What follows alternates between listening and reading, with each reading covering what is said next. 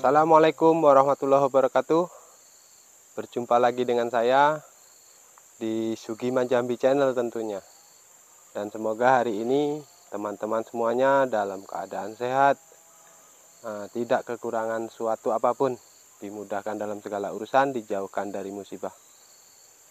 Hari ini saya ingin berbagi bagaimana saya menjaga tumbuhan lunak, rumput-rumput yang lembut ya, di sela-sela tanaman sawit. Apa tujuannya? Sebelum saya membahas tentang ini, buat teman-teman yang belum subscribe, tidak ada salahnya untuk subscribe di channel ini, dan jangan lupa tekan tombol loncengnya agar terus bisa mengikuti video-video saya selanjutnya. Oke ya teman-teman,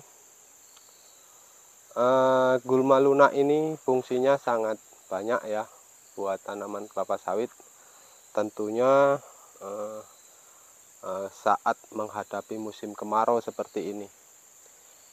Saat ini bulan 6 dan bukan tidak mungkin beberapa bulan ke depan itu memasuki musim kering. Dan ini membuat tanah yang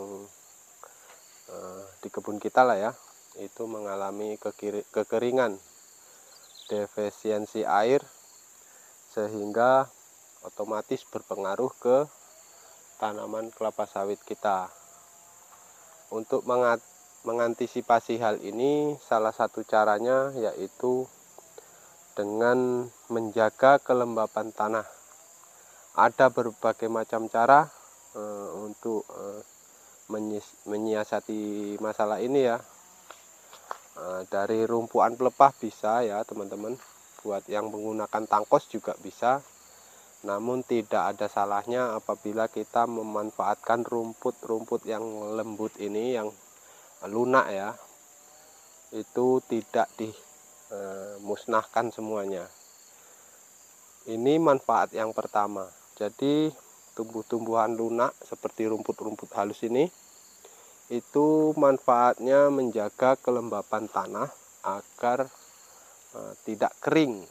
Jadi ini membantu ketersediaan air pada tanaman kelapa sawit tentunya. Selain itu, gulma-gulma lunak ini juga mampu menekan pertumbuhan gulma keras. Mengapa demikian? Karena gulma lunak ini tumbuhnya rapat, rumput-rumput halus ini ya, tumbuhnya rapat di bawah permukaan rumput-rumput ini ya, di tanahnya itu tidak menutup kemungkinan terdapat biji-bijian dari kayu-kayu keras seperti senduduk atau tumbuhan seperti ini. Nah, ini di tempat saya masih menyisakan bibit seperti ini ya teman-teman. Mungkin teman-teman namanya berbeda di tempat teman-teman. Di tempat saya ini saya menamainya dengan sebutan kutu babi, dan ini sulit untuk dikendalikan, dan apabila dikendalikan ini membutuhkan triklopir yang tidak murah ya. Dan rumput-rumput ini tadi menutup permukaan tanah, sehingga biji-bijian seperti gulma ini yang jatuh ke tanah itu tidak mampu tunas, tidak mau pecah ya, bijinya nggak mau tumbuh. Mengapa? Karena permukaan tanah itu tertutup oleh rumput, sehingga sinar matahari tidak bisa menembus ke permukaan tanah. Hal ini mengakibatkan semua biji-bijian itu melambat pertumbuhannya. Bukan tidak bisa tumbuh, namun pertumbuhannya itu lambat karena tidak terkena sinar matahari. Hal ini sangat menguntungkan teman-teman, karena apabila kita semprot total, maka seluruh biji-bijian, bukan bijian kayu aja ya, biji rumput segala macam itu bisa tumbuh semua, karena permukaan tanah itu terkena sinar matahari penuh, sehingga semua biji-bijian ini berkecambah, mampu tumbuh karena terkena kelembaban dan juga sinar matahari yang cukup. Dan hal ini tentu tidak kita inginkan. Apabila kita semprot total, kemudian yang tumbuh seperti ini, senduduk, kayu yang daun seperti waru itu, yang balik putih itu ya teman-teman. Kemudian seperti mahang-mahang, anak mahang itu bukan berarti tidak ada bibitnya, tetap ada. Namun mungkin potensinya lebih kecil dibanding senduduk dan tumbuhan seperti ini. Hal inilah yang membuat saya tidak melakukan penyemprotan secara menyeluruh. Yang saya kendalikan hanya piringan dan juga pasar pikul. Pasar pikul ini fungsinya teman-teman udah tahu ya, untuk mengeluarkan hasil panen. Apabila tidak disemprot, otomatis kita akan repot saat kita membawa hasil panen pakai angkong. Ternyata rumputnya tinggi dan jalannya tentu tidak nampak gelombang naik turunnya, sehingga bisa terjadi insiden ya, tumpah menumpah sepanjang jalan. Oleh karena itu pasar pikul harus bersih, sehingga saat proses pemanenan itu akan lebih mudah.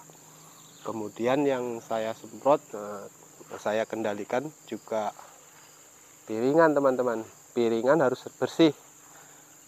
Hal ini untuk menjaga agar pupuk yang kita berikan di seputaran piringan ini tidak dicuri oleh tumbuhan lain.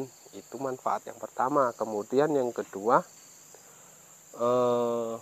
saat kita panen tentunya kita lebih mudah saat mengutip brondolan. Jadi ini adalah pilihan ya buat kita petani sawit. Mungkin teman-teman punya pendapat sendiri, namun ini hanya pendapat dari saya ya. Ini untuk mengantisipasi musim kemarau. Dan yang kedua tentu pengendalian rumput secara ala seperti ini ya, itu menghemat biaya yang jelas. Jadi saat kita menyemprot total 1 hektar, mungkin katakanlah habis 2 liter atau 1,5 liter lah diirit-irit. Namun saat kita buat seperti itu, maka biaya itu akan turun lagi dan sangat irit lagi. Dan manfaat yang paling baik jelas menjaga kelembaban dan juga